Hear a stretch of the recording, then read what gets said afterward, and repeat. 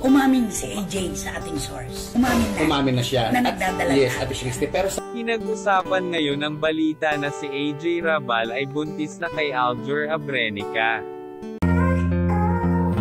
Welcome to Sikat Story.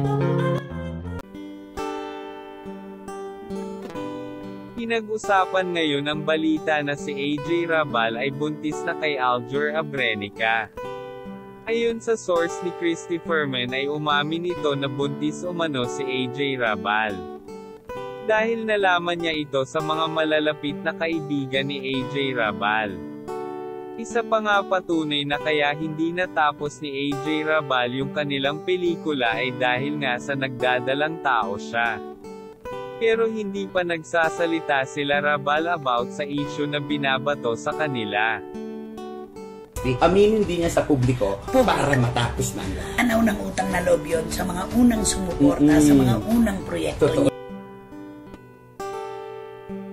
Pinilipit pa rin ni Christy Fermin na magsalita na din sila AJ Rabal at Aljur para sa mga fans na nakasuporta sa kanila. At pinag-usap pa rin nga nila Christy Fermin na baka makasuhin si AJ Rabal kapag may nagtulak kay Kylie. Ano kaya yon? Comment kayo kung magkakakaso ba si AJ Rabal o hindi. Yan lang chika. Halina't mag-like, share and subscribe. Thank you.